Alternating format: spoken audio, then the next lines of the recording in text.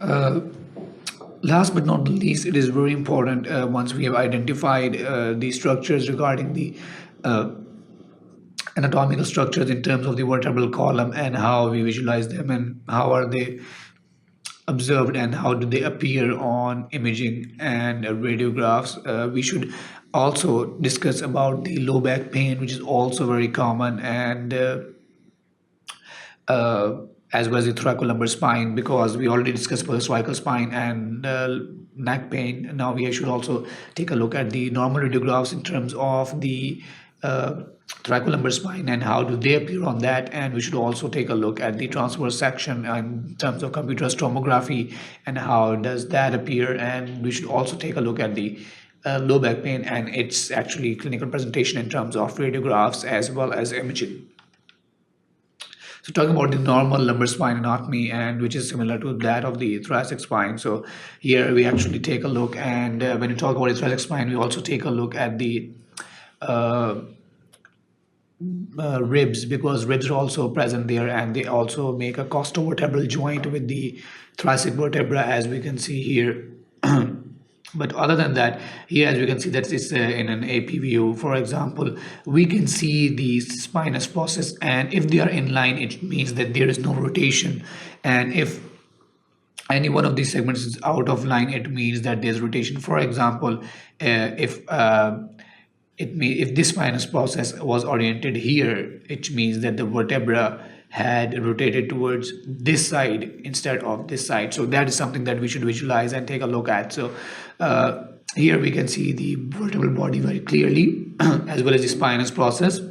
Here we have the pedicel, and here we have the transverse processes. They are not very much visible because they're short and stout in the lumbar spine, but in the thoracic spine and they are much more prominent. And these are actually the bodies, and this one is the L1, L2, L3, L4 and L5, and the body intervertebral disc of the L4, L5 is at the level of the iliac crest. And here we have the S1, and then the other overall the five sacral vertebrae making the sacrum, and then the coccyx at the end. And here we have the sacrum and the innominate bones making up the sacroiliac joint as well. Now this is the lateral view. Here we can again see the intervertebral disc, and we can actually visualize the disc spaces in terms of the lumbar spine, because disc problems are very common in the lumbar spine. And here we have the pedicel and the intervertebral foramina, which are clearly visible in this X-ray. And then we have the inferior vertebral notch as well as the superior vertebral notch here. And inferior and superior articular processes making up the zygapophyseal joints or the facet joints as well. And here we have these short and stout spinous processes. And at the end, we have the sacrum, which is making up the L5S1 or the lumbosacral joint. And here, if we take a look at the X-ray in the lateral view, we can see that here we have the discs, and we can actually visualize that the disc thickness is maintained. If we take a look at the MRI, then we can better visualize the disc, because it even tells the boundary of the disc, and even if it is hydrated or dehydrated by the color. But here we can actually just look at the thickness of the disc in terms of the space between the two segments, and it is well maintained here. We can also take a look at the angle of lordosis or the posterior longitudinal angle in terms of the lateral view. In terms of the AP view, we can clearly look at the facet joints, as you can see here, and we can also look at the alignment in terms of the scoliotic curve as well. So biomechanically, we should also look for the scoliosis in the thoracolumbar region, as well as the normal lordosis and kyphotic curves in the thoracolumbar region as well.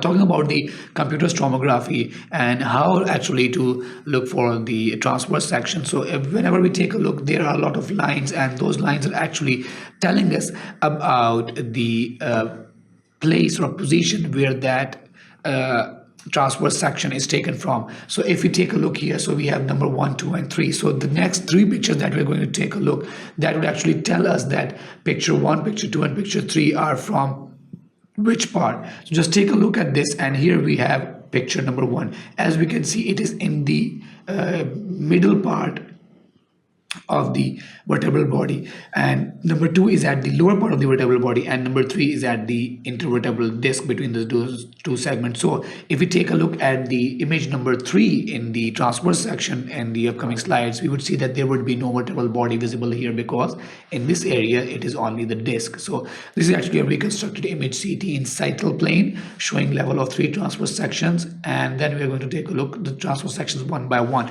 So this is the transverse section number 1, as we can see here, and we have the vertebral body visible, so as we can see here. So B actually stands for the vertebral body. Then we have the pedicel. These are the pedicles which are clearly visible here as well, and this section is around at the mid of this vertebra actually. And then we have the facet joints, which are actually not clearly visible here. And then the transverse process, this is the transverse process, this is the transverse process. Then we have the lamina, and then this SP stands for the spinous process, and the SC for the spinal canal or the vertebral canal. Now this actually image is taken from this part here, the line number 1. Now the next image that we're going to do would be corresponding to this area, which is at the lower part of the vertebra. So this is the image number 2. Once again, here we have the vertebral body is visible. We have the lamina, which is visible, but spinous process is also visible, and we can also see the nerve root now because it is just at the end. So here we can see that we have the nerve root, and we can actually see if that is being compressed or not. Then we have the spinal canal, where we have the spinal cord. We can also look at the psoas muscle, which is located here, and the paraspinal muscle, which is located here. Lastly, if we take a look at this here, we can see that this is not white because it's not the vertebral body, it's the intervertebral disc, and that is what it stands for, D. And PS is once again psoas muscle, and PA is actually the paraspinal muscle. Psoas muscle is actually one of the hip flexors. Here I is the inferior articular process, and if we take a look, we have the spinous process, the spinal canal. This is actually the nerve root once again that we can see here, and that's pretty much that we can actually look in this picture here. So depending on the section that we are looking at, we would see different structures from that section. So that was all about the computerized tomography transverse sections, and now moving on to other images. So we can look at the spinal radiographs or images. For example, this image here is actually a magnetic resonance imaging scan, and previously we were talking about this, so we can see the disc more clearly here, and we can even see that which one is high. So this one, as compared to the others, is slightly less hydrated. And we can also look at other soft tissue structures in here as well, such as the ligaments and the anterior and the posterior longitudinal ligament, for example, and the spinal canal and the cordac minor and all of that stuff. So when we take a look at the radiograph or MRI image or anything of that sort, we should look for the same structures that we look for in the cervical spine, which is the vertebral alignment, vertebral body height, disc space height, facet joint alignment, and space between pedicles on anterior posterior film, which is there is widening at one level indicate a burst fracture or a vertebral burst fracture of a vertebral body. So here we can see vertebrae are well aligned. There is a lordotic curve in the lumbar spine, which should be there. The vertebral body height is actually normal, as well as you can see that it is not, you can see that irregular, and disc space height is also very good. They are not dehydrated or not bulging in any way. The facet joint alignment is not very well observed in this one. We can look at the facet joint alignment in the radiograph or an AP view, or we can also look for the if you want to take a look at the facet joints, you can also take a look at the transverse CT scans one by one if you want to take a look at the facet joints one by one. And now talking about the space between pedicles, we should also take a look at that to rule out if there is actually a fracture of the vertebral body. Now talking about low back pain, as I already mentioned, a study which was published in Journal of Pakistan Medical Association 2018, they concluded, which was by Osama et al., they concluded that neck is the most common site of symptoms in the body in terms of the musculoskeletal symptoms, but the symptoms caused by the low back are most disabling. So that actually makes it more significant, and so which means the neck and back are perhaps the two most significant musculoskeletal regions in the body. And if we specifically talk about the low back pain, the low back pain is the pain which does not extend below iliac crest, so it remains in this region. If it is extending to buttocks or leg, then it is sciatica or radicular pain, and it can be either acute or chronic. So if we want to categorize it as acute, it should be less than 12 weeks. Now, talking about diagnostic triage of the low back pain. So we have the non-specific low back pain, which can either be acute low back pain or chronic low back pain. There is specific low back pain, which is caused by any specific pathology or any specific structure, such as discogenic low back pain is a type of a specific low back pain, and sciatica or a radicular pain, which is actually symptoms that are actually moving outside of the region of the low back, which is the extent beyond the iliac crest, and they are actually usually associated with neurological findings such as a positive SLR, which is known as straight leg raise, or a PKB, pro knee bending, which are type of neurodynamic tests used for low back pain when radiculopathy is expected or suspected, and they are best investigated with MRI or CT because they can better visualize the soft tissue structures such as we observed previously and discuss them as well. So what are the red flags of low back pain? So known primary tumor such as in the prostate or breast, because that can actually metastasize to the site of the low back as well.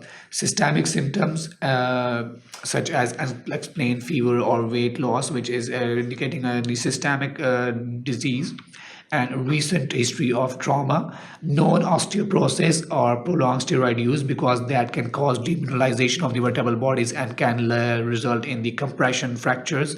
Age at onset of pain either less than 20 or greater than 55 years, so that is something we should be worried about.